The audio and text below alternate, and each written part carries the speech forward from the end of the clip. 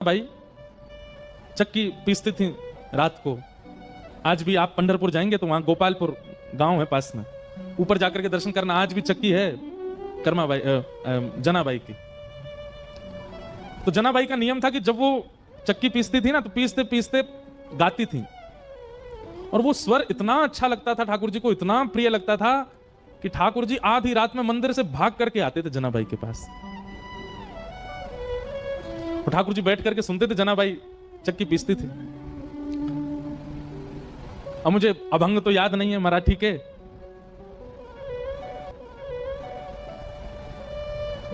पर कोई जनाबाई का ऐसा भाव याद आएगा कभी तो होगा। अभी अगले 3 दिन में आया तो मैं सुनाऊंगा कुछ। जनाबाई गाती थी और ठाकुर जी सुनते थे बैठ करके। रोज आते थे ठाकुर जी और रोज जनाबाई गाती थी और वहीं बैठ करके श्री ठाकुर जी सुनते थे। एक दिन ठाकुर जी गए और जनाबाई ऐसे चक्की पीस रही थी, तो ठाकुर जी बोले, ए जना ये चक्की मत पीस। तो जनाबाई बोली, क्यों? ये घर घर घर आवाज करती है तो तेरा स्वर जो है वो अच्छे से मुझे सुनाई नहीं देता, इसको नहीं पीसेगी शांति रहेगी, तेरा स्वर स्वच्छंद सुनाई देगा मुझको। आप विचार करो ठाकुर जी को कितना प्रिय लगता है। तो जनाबाई बोलती, चक्की नहीं पीसूंगी तो आटा कैसे होगा, आटा नहीं होगा तो रोटी कैसे बनेगी, रोटी नहीं बनेगी तो फिर सब खाएंगे क्या, और सब कुछ नहीं खाएंगे तो फिर मुझे डांटनी पड़ेगी, आटा नहीं है। तुम तो बस सुनने आ जाते हो रोज रोज यहाँ पर, मुझे तो सुबह रोटी बनानी, नामदेव जी पूरा परिवार भोजन करेगा। नामदेव जी के यहाँ सेवा करती थी ना जनाबाई। चक्की नहीं रोकती, पीसती रहती, गाती रहती। ठाकुर जी बोले, नहीं नहीं चक्की रोको, मुझे तुम्हारा स्वर सुनना है। तो जनाबाई बोलती, थोड़ा सा रह गया है, एक काम करो, अब मैं पीसूंगी तो धीरे धीरे चलेगा, तुम भी हाथ लगाओ थोड़ा सा। तो ठाकुर जी हाथ लगाते जनाबाई के साथ और साथ में बैठ करके दोनों पीसते, और पीसते पीसते जनाबाई गाती, ठाकुर जी को सुनाती। अब जब ठाकुर जी हाथ लगाते जनाबाई के साथ चक्की पिसवाते, तो ठाकुर जी इतने सारे गहने पहन के रहते हैं, वो गहने सब आगे पीछे जब ठाकुर जी हिलते तो गहनों की आवाज आती। जनाबाई बोलती, अब मेरी चक्की परेशान नहीं करी, तुम्हारे गहने परेशान कर रहे हैं। तो ठाकुर जी अपने सारे आभूषण उतार करके किनारे धर देते कि जनाबाई का स्वर मैं सुनता रहूं, इस स्वर के बीच में कोई और बाधा नहीं आवे। और ठाकुर जी अपने सारे आभूषण उतार करके किनारे में धरते और जनाबाई के साथ धीमे धीमे चक्की पिसाते और जनाबाई गाती। इसके बाद की लीला थोड़ी सी हृदय को थोड़ी पीड़ा तो देती है, पर है लीला। फिर ऐसा हुआ कि सुबह का समय हो गया, ठाकुर जी बैठे रहे पूरी रात। इतने में ही मंगल बाजे बजने लगे, घंटे घड़ियाल बजने लगे। पंडरीनाथ भगवान की मंगला आरती, उसको काकड़ा आरती बोलते हैं, काकड़ा आरती का समय हुआ। ठाकुर जी बोले, ए जना मैं तो भूल ही गया। क्या हो गया? बोले, मंदिर में आरती होने वाली है। तो जनाबाई बोली, जल्दी जाओ मंदिर जाओ। और जनाबाई थोड़ी भावुक हो गई। ठाकुर जी बोले, तू क्यों भावुक होती? बोले, पूरे दिन कल सोए नहीं, रात भर मैंने सोने दिया नहीं, अब फिर से दिन में जाके उठ जाओगे, ठंडे ठंडे पानी से सब तुमको नहलाएंगे, तुमको दूध से नहलाएंगे, बिल्कुल आराम नहीं करने दिया मैंने। ठाकुर जी बोले, तू भी तो नहीं करेगी तो मैं भी नहीं करूंगा। इतना सुख ठाकुर जी जनाबाई को। तो तुरंत ठाकुर जी जाने लगे तो जनाबाई से बोले, ए सुन, तू अपनी सॉल दे दे। क्यों? ऐसे जाऊंगा तो सब पहचान जाएंगे मुझको, वहां पुजारी पंडा सब भारी खड़े होंगे, थोड़ा धक्के जाऊंगा खुद को तो किसी को पता नहीं चलेगा। और जनाबाई की सॉल लपेट करके श्री पंडरीनाथ भगवान पहुंचे मंदिर।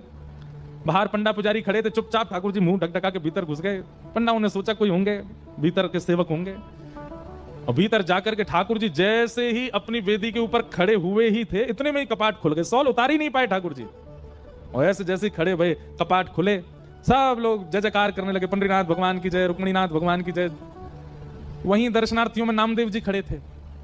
नामदेव जी ने जैसे ही ठाकुर जी को, नामदेव जी का नियम था रात्रि शयन के दर्शन करके जाते थे, फिर सुबह मंगला में आते थे। रात्रि शयन में ठाकुर जी इस सॉल में तो नहीं थे, और नामदेव जी के घर में ही सेवा करती है जनाबाई। और जनाबाई की सामग्री नामदेव जी को पता है वो क्या पहनती है। नामदेव जी तुरंत बोले, ये सॉल तो मैंने कहीं देखी है जो पंडरीनाथ पहने, रात में तो नहीं थी, ये सुबह कहां से आ गई? नामदेव जी बोले, कहां देखी कहां देखी कहां देखी? सोचते सोचते सोचते उनको याद आया, अरे ये तो हमारे घर में सेविका जना पहन के घूमती है, ये तो वही सॉल है। उसकी कढ़ाई आदि बिल्कुल वैसी थी। तो कई बार आश्चर्यचकित वस्तु दिखती है तो आप अचानक से बोल पड़ते हो, और नामदेव जी बोल पड़े, ये तो जना की सॉल है। अब नामदेव जी जितनी देर सोच रहे थे उतनी देर वैसे ही मंदिर में बड़ी भगदड़ हो गई थी। क्यों? क्योंकि जैसे ही कपाट खोले और ठाकुर जी का जब दर्शन किया तो ठाकुर जी के जितने आभूषण थे वो थे ही नहीं।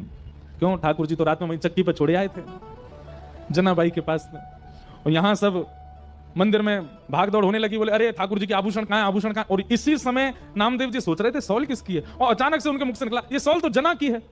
सारे पुजारियों ने रुक के कहा, क्या कहा? ये सॉल जनाबाई की है? बोला हाँ।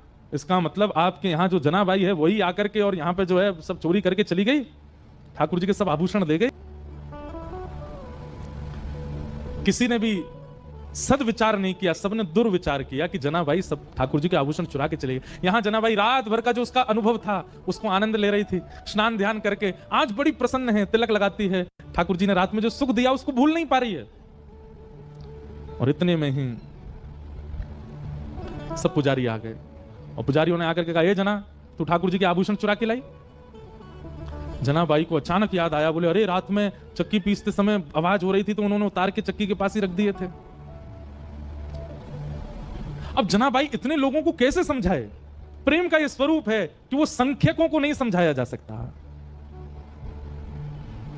अब जनाबाई बोलती कि वो आए थे, पिसवा रहे थे, कौन सुनने को तैयार होता उस समय? पुजारियों ने कहा ऐसे नहीं बताई कि ढूंढो। अंदर जाकर के सब देखा तो चक्की के पास ही ठाकुर जी के आभूषण मिल गए।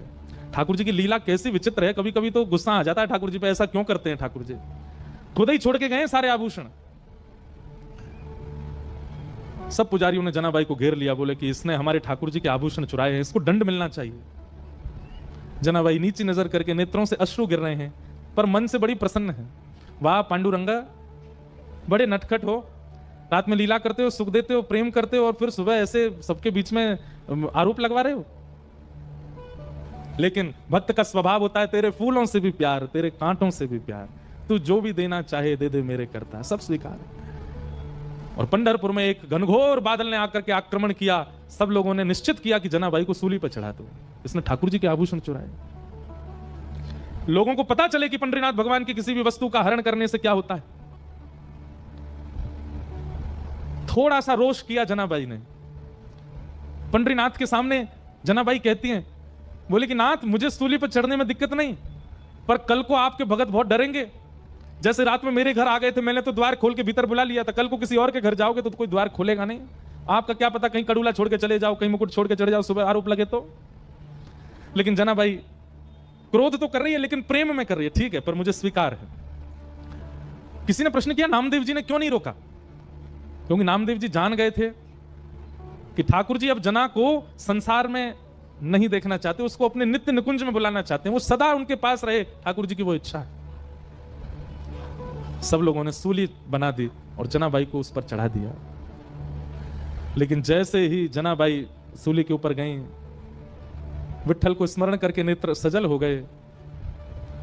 ये हो नहीं सकता है, ये ठाकुर जी होने नहीं देंगे। और इतने में ही लाखों लोगों के सामने देखते देखते जो सूली बनाई थी वो पिघल गई, पिघल करके अंतर ध्यान हो गई, कोई सूली नहीं थी। जनाबाई स्वच्छंद खड़ी थी, ठाकुर जी ने उसको पिघला दिया, एक मोम की तरह पूरी सूली पिघल गई। लेकिन जनाबाई अब वापस संसार में आने वाली नहीं थी और खड़े खड़े जनाबाई ने वहीं अपने देह का त्याग कर दिया और श्री ठाकुर जी की नित्य लीला में प्रवेश कर गई। आज भी जनाबाई का गोपालपुर गांव है पंढरपुर के पास, वहां सब व्यवस्थित है। जनाबाई के हाथ के थपे हुए कंडे जिनमें से विट्ठल विट्ठल स्वर आता था वो भी रखे हैं। और ठाकुर जी ने श्री नित्य लीला में प्रवेश करा दिया जनाबाई।